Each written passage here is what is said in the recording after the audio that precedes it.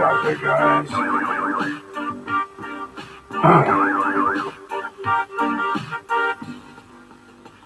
Wow. How are we doing tonight? Good evening, all you folks. Everyone out there. All right. Kenny B coming to you live on YouTube, Cities and Suburbs. And you know something? I'm late, but I don't care. Because, well, if you're not watching tonight, you're late. So anyway, click it. You can recheck this on a re-click. And yeah, just wanted to share tonight a couple of things. So how you doing? It is March 27th, 2019. And we are making our way to a warmer horizon, if you will. You know, that summer sun is, the sun is going to get so high, you know. Yeah. Anyway, I just bust on these the weather folks on TV and how the sun's going to tilt. Yeah, the sun tilts. Anyway, go back to physical science, natural science, and you'll see exactly why the sun gets higher. The sun stays the same all the time, but maybe the planet does something different. This planet, Earth, whatever planet you live on, that's cool. You know, I mean, you have to stay warm any way you can. But anyway, just busting tonight because I'm tired, angry. Well, I'm not angry. I'm just setting this stuff up. You know, you would think that in this day and age, this stuff, meaning this cast, which I do prep for. I think about things that we all have in common, and hope you all indulge in it. But you know, it's just getting technology to set up. I came home tonight, and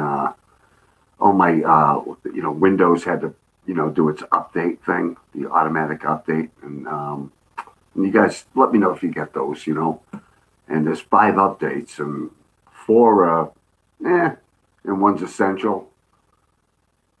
And I look through them all, and I don't even know what they are. NIT, this 64-bit. I get some of that stuff, but so by the time you upload this and upload the new updates and what's really significant, it is 5 of 8. And anyway, happy spring, guys. So you guys know, you guys can relate. We live in very technologically advanced society right now, but they'll be laughing at it in 100 years, so it'll be cool. I don't mind being laughed at. You guys can laugh at me right now. Aha. Anyway, today's high temperatures, because it is spring, and it's going to get 50 degrees tomorrow, and then 60, and then, put on my bathing suit. Come on. Do not put away this yet, your gloves yet, or even maybe your snow brush. You have no idea what's coming around here. But warm is warm. Okay? And that's not probably until the first and second week in June when we start to get really warm around here. But I do work with some people they're warm all the time. It's 0 degrees out. You guys know those folks. 0 degrees out, and they're like, it's so hot in here. And people who know me, there's not much to me. There's a lot to me, but, as far as the fat content. But for me, summer begins at least the second week of June, right when the calendar hits June 21st. That's when my bones go, whoa, I'm ready. Let's go swimming. Today's high was in Ocotillo, California, 92 degrees. Tied with, let me see here, Piedra, Arizona, 92 degrees. Also, today's low, happening right here in New England. Clayton, like mine. Clayton, like mine, was minus 10 degrees. And I only say like with a southern draw because most of the Canadians invade Maine.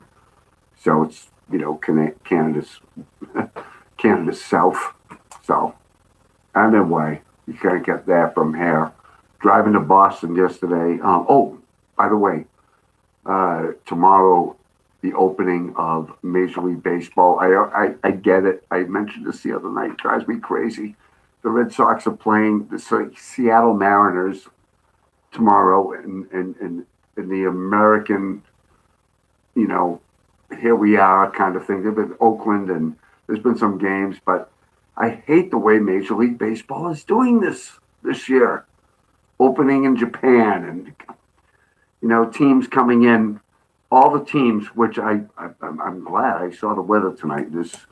We got this nice night, not a heat wave, but a nice warm wave where most teams should be able to play ball tomorrow, which is the official opening of Major League Baseball. I don't care what these dudes tell you when those two games that Seattle won, they're 2-0, by the way. We're playing 2-0 Seattle Mariners at home. They're home on the 28th at 7 o'clock. So it's a 4 o'clock game for them. I wonder if they'll have the roof open. They may have the roof open. The old Kingdom there, I don't know, whatever they call it now. Purina Park or whatever, Dog Food National Park. You know how these baseballs. Anyway, may we live in interesting times with baseball. So our beloved Red Sox, I will just speak to the Northeast and tip my hat to the Boston Red Sox and hoping they have a better season than they had in spring training.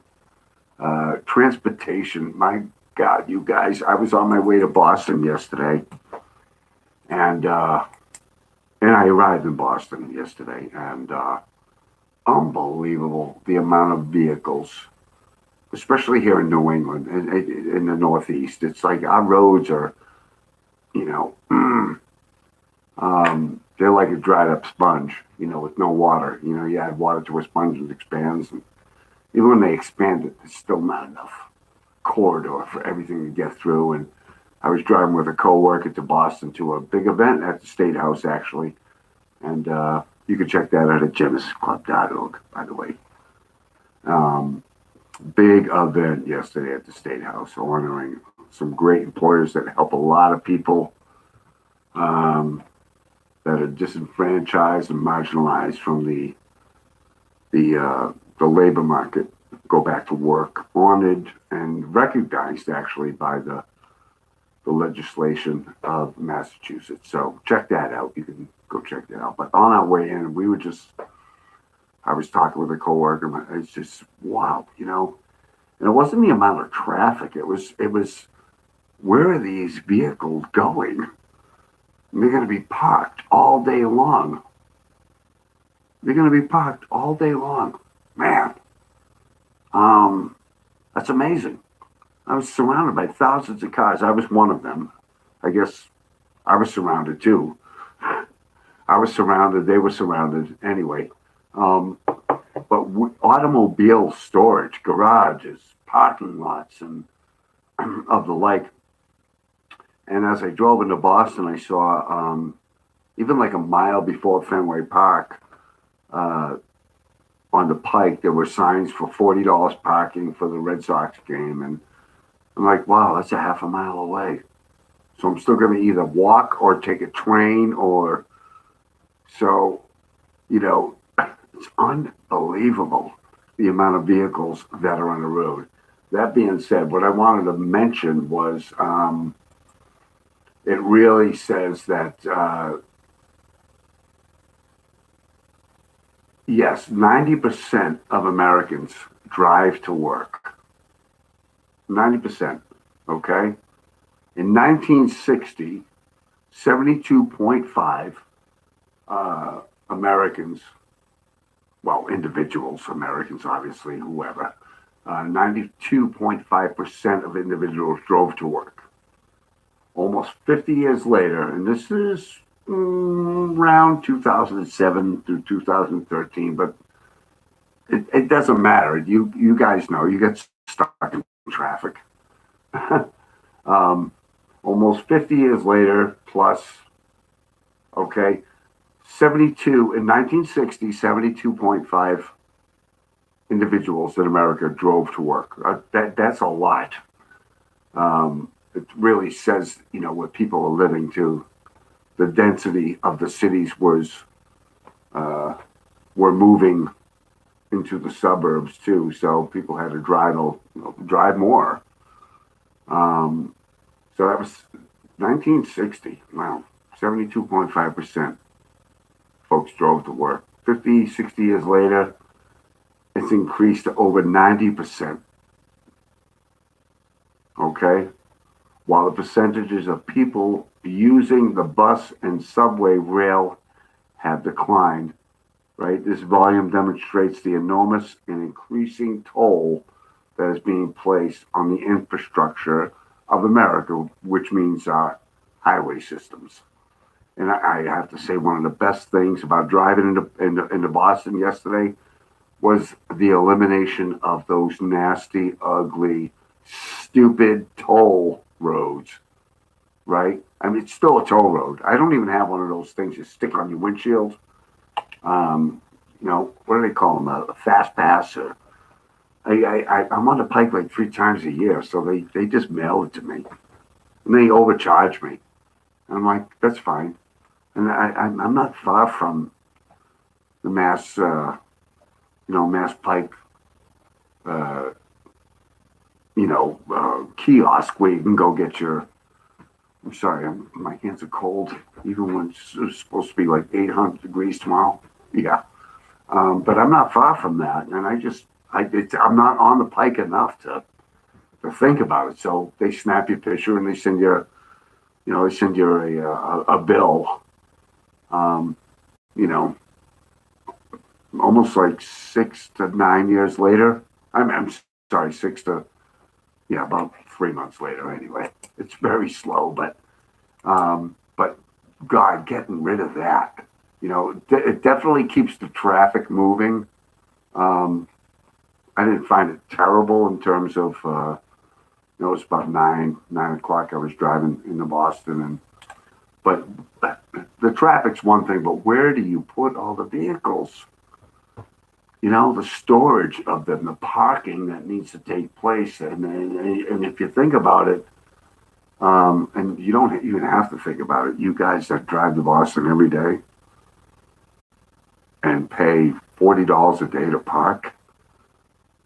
Oh my God.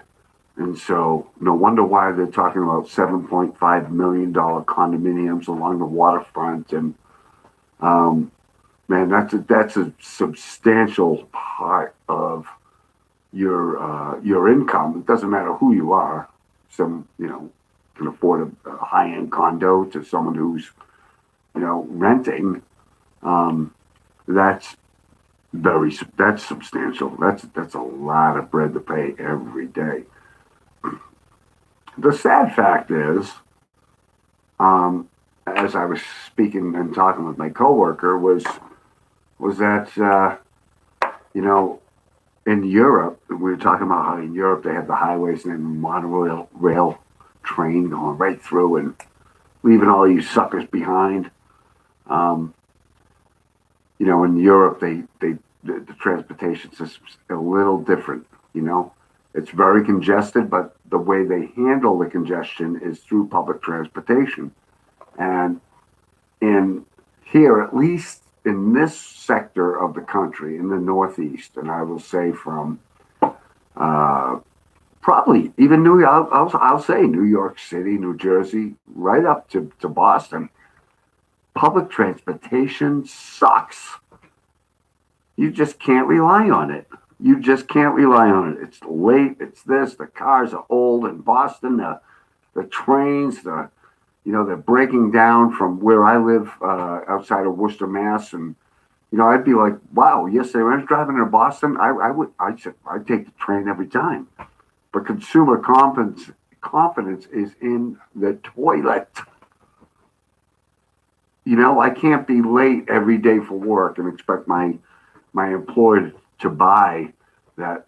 Well, the train was late again, or I'm sorry, the last car on the train caught on fire because a brake was sticking.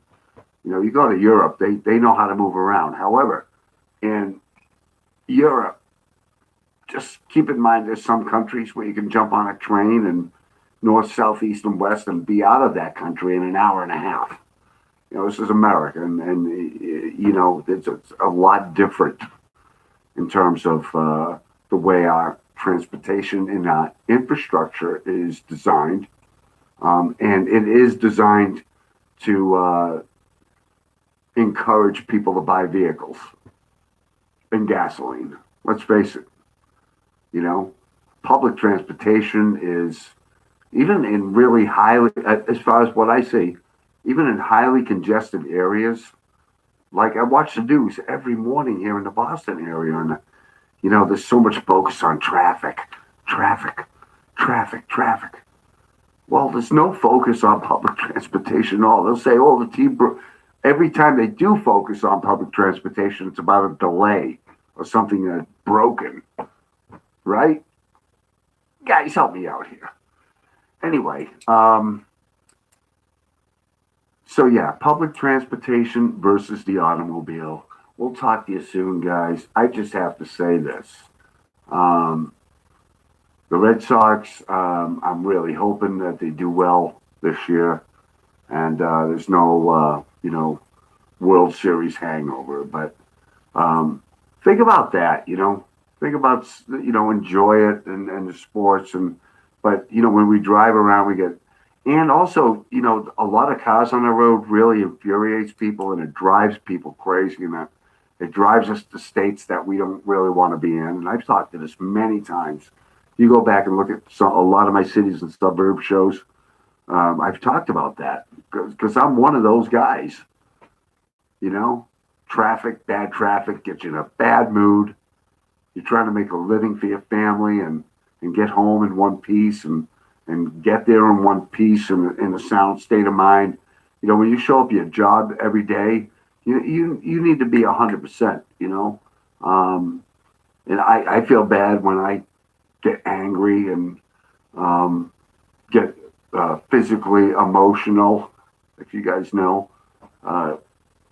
that was actually my goal this year, was to just chill, and I've done a good job with it this year, because I understand everybody out there that's driving alongside of you going to work and in a car, they want to get home. Hopefully, you know, we all want to get home. We all need to make a living. But public transportation versus the automobile, do some research on that, because it's incredible the amount of people that have such a mistrust and they can't rely on public transportation. They say, I'll take my car and I'll sit on the Mass Pike, and I'm all by myself. I don't have to share it with anybody, even though I have 3 other seats in your vehicle. If you think about it, that's the all-time goof. But in America just loves their vehicle if you can afford it. I don't know if I had public transportation right now, where I live in Charlton to Worcester, about 20 miles, without any crap going on, would I leave my car at home and jump on that, whatever it was, whether it was a bus or a rail or whatever it is? Would I be there? Damn right, I'd try it out. I'd pay that. I'd weigh the difference between paying for a pass to get on a train versus gasoline, wear and tear on my vehicle, and things like that. So, so let's think about that tomorrow morning when you guys are toiling through along with me. And, I think that's it. I'm going to end this live stream, and you guys have a safe Thursday. Take care.